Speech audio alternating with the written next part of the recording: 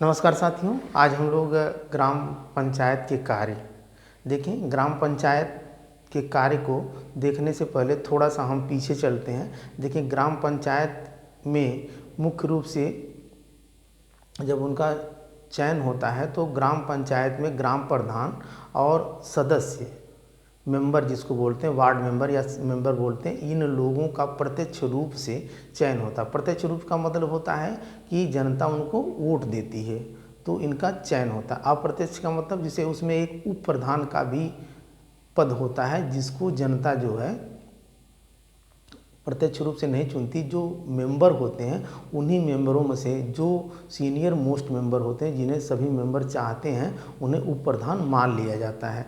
तो देखेंगे कि जो ग्राम पंचायत के कार्य हैं, जैसे जब हमारे देश में पंचायती राज व्यवस्था के अंतर्गत 73वां संविधान संशोधन हुआ 1992 में, तो तब से पंचायती राज व्यवस्था के अंदर जो ग्राम पंचायत, क्षेत्र पंचायत और जिला पंचायत, ये तीनों का गठन हुआ।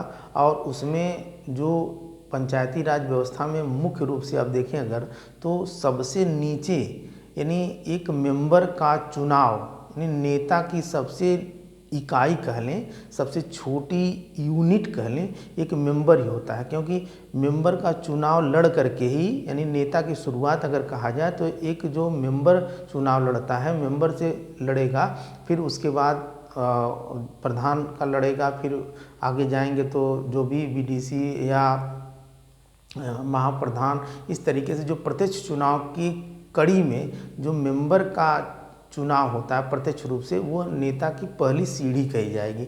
तो अब देखेंगे कि जो 24 अप्रैल 1993 में पंचायती राज व्यवस्था हमारे देश में जो लागू हुई, पीवी नरसिम्हा राव की सरकार थी, तो उन्होंने जो संविधान के अनुच्छेद 243 से 243 पी तक, नहीं 243 ओ तक, 243 से 243 ओ तक अनुच्छेद यानी देखेंगे अनुच्छेद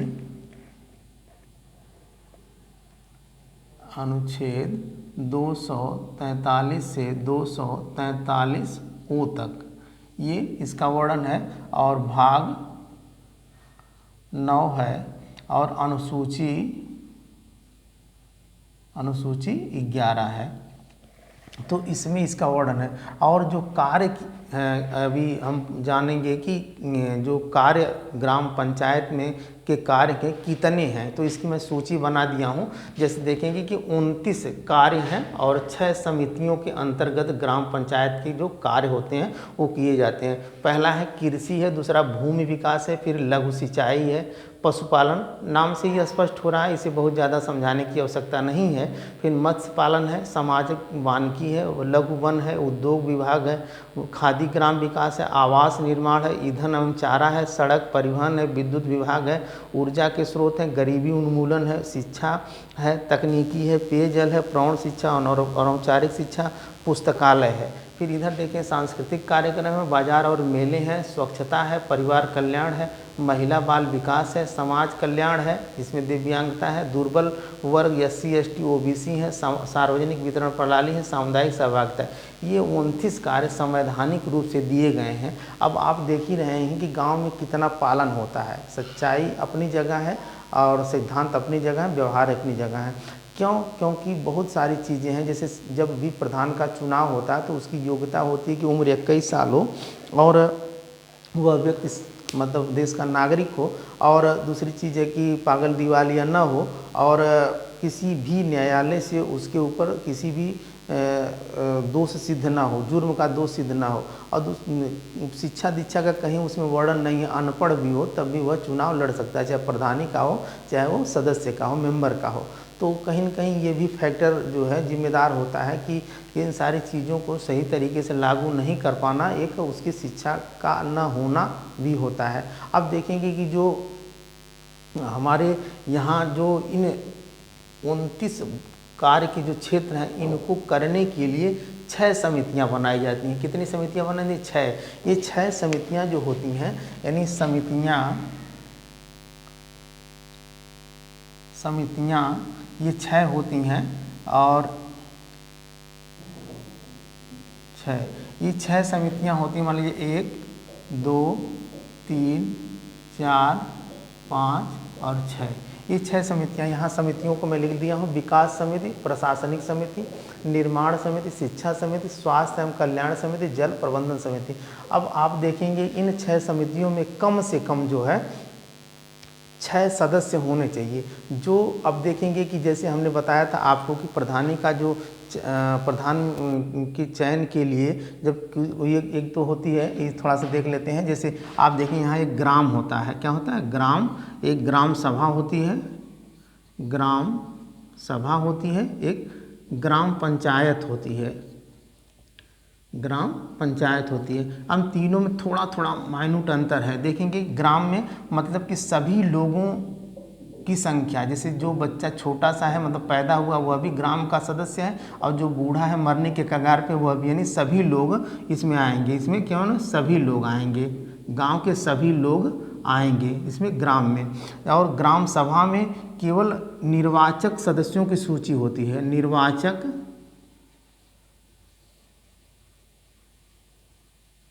सदस्यों की सूची होती। अब निर्वाचक सदस्यों की सूची का मतलब कि उम्र कितनी होगी?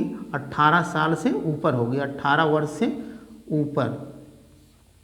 तो अब आप कहेंगे कि जो 15 साल का है, 16 साल का, 17 साल का, वह ग्राम सभा का सदस्य नहीं, वो केवल ग्राम का सदस्य है। किसका है? ग्राम का। यानी ग्राम सभा का सदस्य वही होगा जिसकी उम्र 18 वर्ष है। अच्छा, एक चीज़ ये भी है कि अगर कोई व्यक्ति 19 साल का है, 20 साल का है, 18 साल का भी हो गया, अगर उसका वोटर आईडी नहीं बना है, वह निर्वाचक सूची में उसका नाम नहीं है, तो वह भी ग्राम सभा का सदस्य नहीं माना जाएगा। दूसरी चीज़ है, ग्राम पंचायत जो होती है ये एक तरीके से कार्यकारिणी संस्था होती है, यानी ग्राम सभा की कार्यकारिणी संस्था, कार्यकारिणी संस्था होती है। कार्यकारिणी संस्था जिसमें आप देखेंगे 3 लोग होते हैं, प्रधान होते हैं और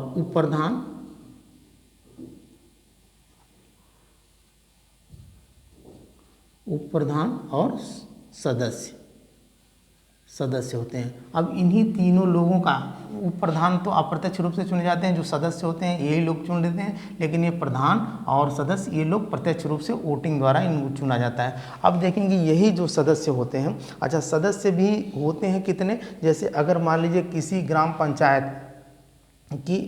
पंचायत का जो गठन हुआ है, तो अगर किसी में जो है 1000 से, यानी 0 से लेकर के 1000 की जनसंख्या है, तो उसमें 9 सदस्य होंगे, 9 सदस्य होंगे। अगर मान लीजिए 1000 से लेकर के 2000 तक होंगे तो 11 सदस्य होंगे, 11 सदस्य होंगे। अगर 2000 से लेकर के 3000 तक हैं, 3000 हैं तो 13 सदस्य होंगे।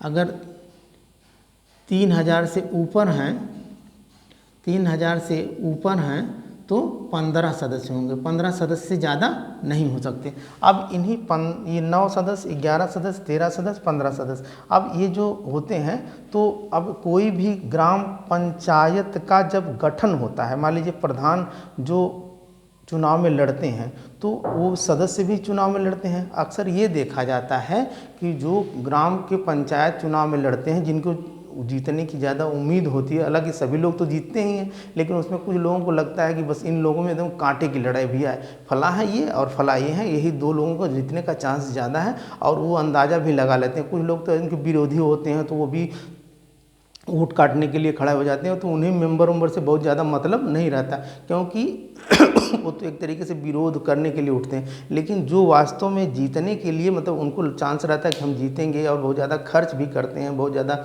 जनता में 5 साल कुछ न कुछ जनता के सामने अपना कार्य किए हैं, जनता उनको लाइक कर रही है, बहुत ज़्यादा उनको मिल रहा है कि प्रोत्साहन कि हाँ भैया आपको ही वोट देंगे, तो उनको लगता है, लोग कहते भी हैं कि हाँ इन 2 लोगों में बड़ा वो है। तो ये लोग जो है सदस्य अपने ही माफित के, अपने ही पक्ष के सदस्यों को भी खड़ा करते हैं, उनका भी जैसे पर्चा भरना हो, उनका भी चुनाव चिन्ह के लिए जो बैलेट पेपर वगैरह लाना हो, तो ये लोग जानते हैं कि अगर ये सदस्य हो जाएंगे तो हमारे पक्ष में ही रहेंगे और 5 साल तक ये हमारे साथ ही रहेंगे। तो उनके वार्ड मेंबरों के जो सदस्य होते हैं, जो प्रधान ही उनको एक तरीके से अपने पक्ष का खड़ा करता है। अगर मान लीजिए कोई प्रधान जीत गया और उसके मेंबर जो है नहीं खड़ा हुए, यानी मेंबर, अब इसमें ये भी शर्त हुई कि जब तक जितने भी, जैसे मान लीजिए 15 वार्ड मेंबर हैं, अगर उसमें से 2/3 वार्ड मेंबर का चयन ही नहीं हुआ। अच्छा, वार्ड मेंबर का चयन क्यों नहीं होता है? जैसे कि भाई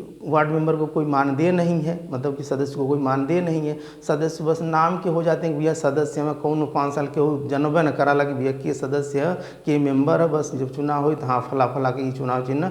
लेकिन बहुत ज़्यादा शक्तियाँ, बहुत ज़्यादा पावर मेंबर को भी है, संवैधानिक रूप से हमारा भारतीय संविधान में जो है बहुत ज़्यादा उनको पावर दी गई है। और ये जानकारी ना होने के कारण जो है वो गांव का जो पिछड़ापन कह लें, गांव के जो विकास नहीं हो पाता, इसी वजह से नहीं हो पाता। और प्रधान कहीं न कहीं अपने फेवर में उन लोगों को करके सिग्नेचर करवा लेता है, जहाँ चाहे तहाँ उनको अपनी बैठक करवा लेगा, जहाँ चाहे तहाँ अपने कार्य की रूपरेखा बनवा करके अपने साथ रह करके उनको खिला पिला करके और उनको जो भी सुविधाएं दे करके जो है अपना काम करवा लेता है।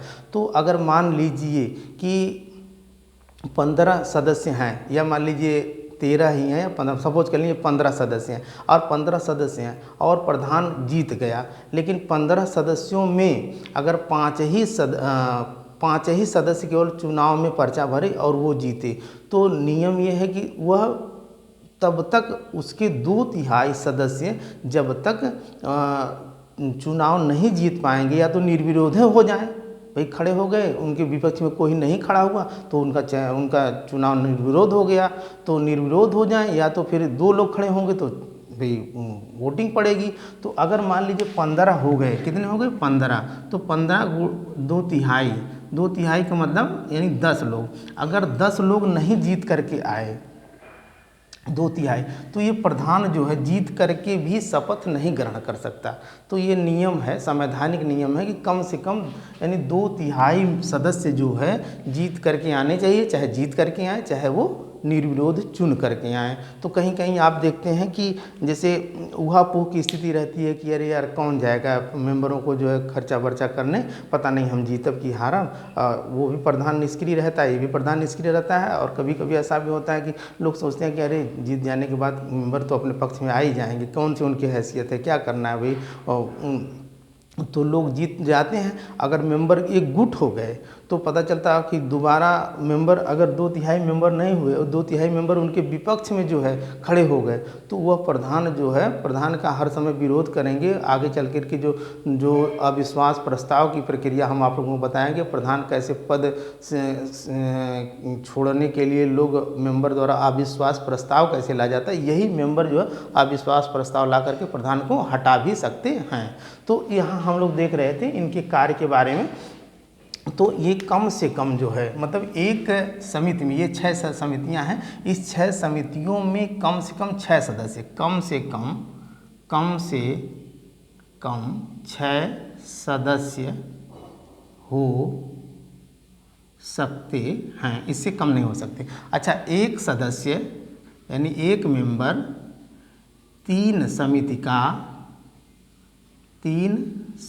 का सदस्य हो सकता है, उसको बनाया जाएगा, चाहे वो 1, 2, 3 का हो, चाहे 1, 4, 5 का हो, चाहे 1, 2, 6 का हो, किसी का भी हो सकता है। मतलब कि इस तरीके से उसको 3 समिति का वो सदस्य हो सकता है।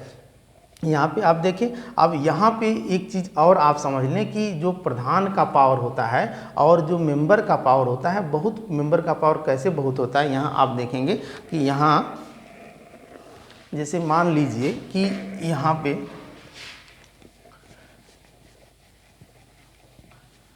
जो ये आप देख रहे हैं, यहाँ इसको भी मिटा देते हैं, आप इसको स्क्रीनशॉट वगैरह ले लिए होंगे, अब देख लेते हैं। यहाँ पे ये देखेंगे, ये जो 2 समितियाँ होती हैं, एक विकास समिति सबसे बड़ी समिति होती है, सबसे बड़ी समिति होती है जो इसमें सबसे ज़्यादा पावर होती है। एक प्रशासनिक समिति होती है।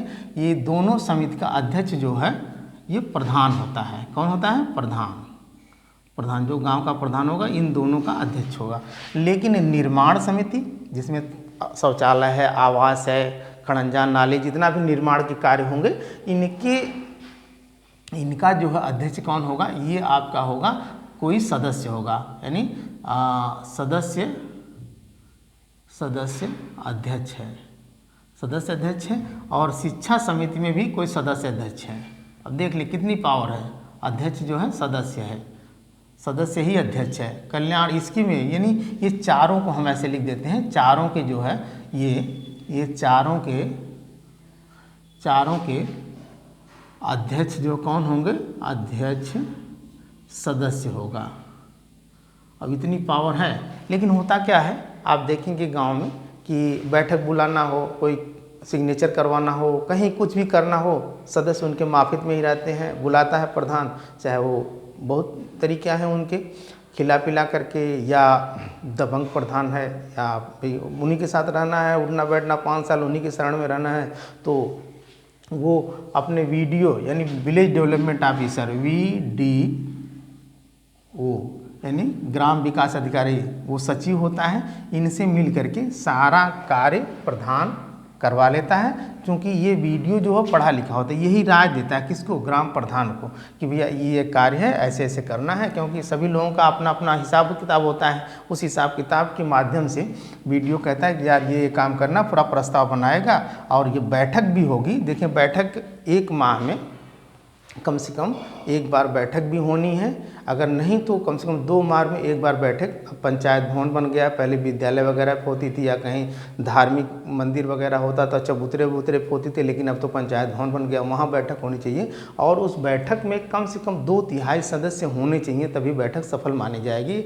अगर 15 है तो 10 सदस्य का होना जरूरी है, तभी वो प्रस्ताव पारित होगा, अन्यथा वह पारित नहीं होगा। अगर मान लीजिए उसका अध्यक्ष प्रधान है, प्रधान बैठक में आया है तो ठीक है, नहीं है तो उप प्रधान होगा, उप प्रधान नहीं है तो वीडियो होगा जो ग्राम विकास अधिकारी है, तो वो बैठक सफल मानी जाएगी। तो ये सारी चीज़ें, अब इतना मतलब अधिकार है, लेकिन समझने की बात ये है, सोचने की बात ये है, बहुत बड़ी मतलब एक चीज़ है कि लोगों को जानकारी नहीं है, ग्राम में रहते हुए लोगों को, कि ये चीज़ें इतनी पावर है इन सारी चीज़ों का, लेकिन वो ग्राम प्रधान ही सर्वे सर्वा सारा कार्य करता है, क्योंकि वो भी हावी होता है। और एक तरीके से देखा जाए कि यहाँ पे जो ये ग्राम प्रधान सर्वे सर्वा, हम जैसे एक उप प्रधान का पद होता है उसको भी निगलेक्ट नहीं। अब इसके लिए जैसे देखा जाए कि क्यों निष्क्रियता है, जैसे मेंबर क्यों नहीं चुनाव लड़ते, या क्योंकि सबसे बड़ी चीज़ है कि जागरूकता की कमी है, जागरूकता की कमी है, जागरूकता की कमी है। दूसरी चीज़ है कि इनको कोई मानदेय नहीं है, मानदेय नहीं है, ये सारी चीज़ें हैं। और कहीं न कहीं भाई एक तरीके से लोकतंत्र व्यवस्था में तो ऐसा नहीं होना चाहिए, लेकिन व्यवहारिक रूप से अगर देखा जाए तो जो भी प्रधानी का चुनाव लड़ता बहुत ज़्यादा पैसा खर्च करता है। लोगों का ये भी टारगेट रहता है कि यार इतना पैसा खर्च किए हैं तो कैसे निकलेगा, ये खिलाए हैं, ये पिलाए हैं, ये बांटे हैं, वो किए हैं, ये सारी चीज़ें रहती हैं। तो हम लोग जाने कि पंचायत के कार्य, अब पंचायत के कार्य के बारे में आप देख लिए होंगे कि जैसे ये सारी चीज़ें पंचायत के जो अब प्रधान हैं, उनके साथ जितने मेंबर्स हैं, वार्ड मेंबर कह लें या मेंबर कह लें, ये सदस्य हैं, ये लोग सभी लोग अगर जागरूक हो जाए तो हमारे गांव का कायाकल्प हो जाए। इतना पैसा आता है, इतना मद आता है, आगे के टॉपिक में मैं बताऊंगा आप लोगों को कि ग्राम प्रधान के कितने खाते होते हैं और कितना पैसा आता है, और ग्राम प्रधान को कैसे हटाया भी जा सकता है, कैसे अविश्वास प्रस्ताव ला करके। तो वीडियो छोटा छोटा रहेगा तो समझ में आता रहेगा। अगर कहीं कुछ भी आप लोगों को लग रहा है कि और थोड़ा इस तरीके से होना चाहिए तो अपना सुझाव कमेंट के माध्यम से मुझे दे सकते हैं, और अगर आप लाइक करेंगे तो मुझे अच्छा लगेगा। आज के लिए इतना ही, धन्यवाद।